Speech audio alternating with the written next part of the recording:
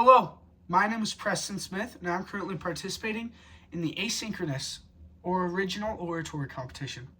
On the 15th of May, in the jungle of Newell, in the heat of the day, in the cool of the pool, Horton the elephant heard a small noise.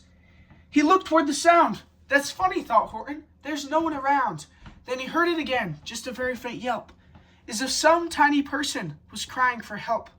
I say, murmured Horton, I've never heard tell of a small speck of dust that is able to yell. Well, I think that there must be someone on top of that small speck of dust. Some sort of creature of very small size, too small to be seen by an elephant's eyes. Some poor little person who's shaking with fear. I'll just have to save him. Because after all, a person's a person no matter how small. Throughout the short book, Horton Hears a Who, by Dr. Seuss, Horton is desperately trying to save these small people that none of the other animals think are people because of their size. They try to kill the small speck because it annoys them and because they think that Horton is foolish to safeguard it and spends his time protecting it. In the end, though, Horton is able to both save the speck and convince the others that a life is important regardless of the size. To many of us, this may seem as a happy ending, and we may think to ourselves how glad we are that this story is just a tale made up by good old Dr. Seuss and has no real-life examples. But if we thought that, unfortunately, we would be wrong. Because in reality, there are millions of people across our very country that don't think of life like that and in that way. They think that if someone's life, an innocent person's life, is inconvenient to them, that they should be able to kill it like a tumor or parasite because of its size. That real-life scenario is an awful and evil reality. That murderous act is called abortion. It is the taking of the life of an unborn being that has done absolutely nothing to you but exist. Yes, abortion is truly an evil and horribly gruesome act of murder in which the baby endures suffering to the last days or even weeks of its life. But what has this unborn, innocent child done to deserve such pain and suffering? Like I said previously, the answer is absolutely nothing.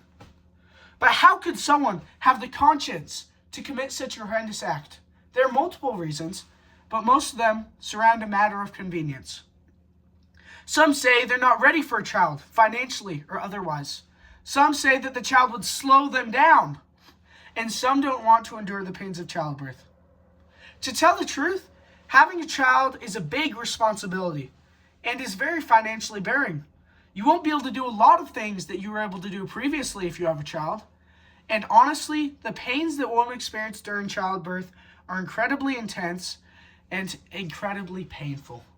Bringing a child into this world is a blessing and something that should not be taken lightly, though. Bearing children is a blessing from God and something that, sadly, millions of women across the United States are not able to do. Every abortion performed is a gut punch to women all across the United States who have wanted children but have been unable to have them. What even justifies you to consider taking the life of an unborn child? Just because they can't talk yet and tell you that they don't want to be brutally murdered does not mean that anyone has the right to kill them. Mothers have a God-given responsibility to take care of their children and raise them to the best of their ability. There's no escape button that you can press to get out of being a mother once you find out that you are pregnant. It is like you are going to space on a rocket launch in a spaceship. You cannot get out of the rocket once you have sat in the seat, buckled up, and are at the end of the rocket's countdown until liftoff. A life is a life no matter what stage it is in. Many across the world and in the United States say that an unborn child does not count as a human or a person because at some stages in their growth, they cannot survive outside of the womb, and as well as being outside of the providing care that they receive. The fact that this argument is even used is a sad thing for the future of the world. Using that logic, a life isn't meaningful or starts until someone is able to care for themselves without relying wholly on their parents that brought them into this world. Going with that argument, a life or your life doesn't even start until you're around 5 or 6 years old. Because then, at that age, humans are better able to take care of themselves and not rely on their parents for as much help as they had previously. Until that age, Children need help eating, bathing, and getting dressed. Even then and after, they still need help with some of those things because it is their parents who provide their clothing and their food. Throughout our lives, humans need help from others, and we are never completely independent. And when we get older and closer to departing from this world, we will need more and more and more help from our family and friends. Many elderly people could not live without the help that they receive from others.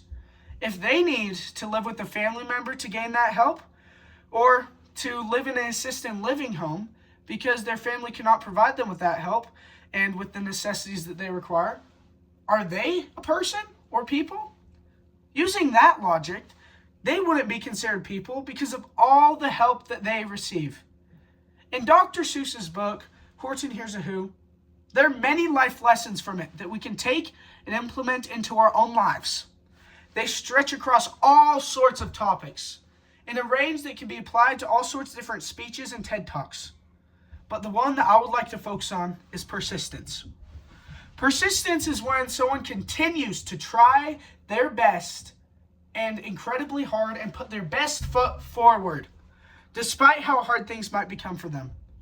In the book, Horton stands up for what is right despite all of the other animals fighting against him and even threatening him to complacency and boiling the small speck that he fought so valiantly and hard to protect.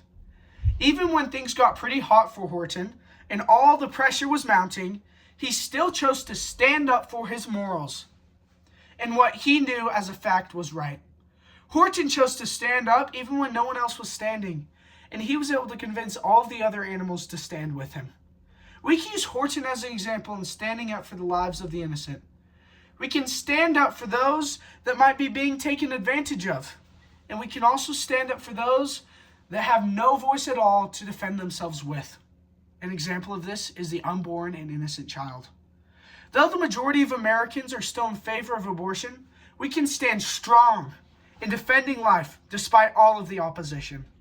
The right to life is not something that we should be silent about. In the past 100 years, over 70 million abortions have been performed in this country alone. That's 70 million children that will never be able to grow up, take their first steps, experience their first day of school, make friends, own their first car, or go out on their first date, and all the other events that will come thereafter.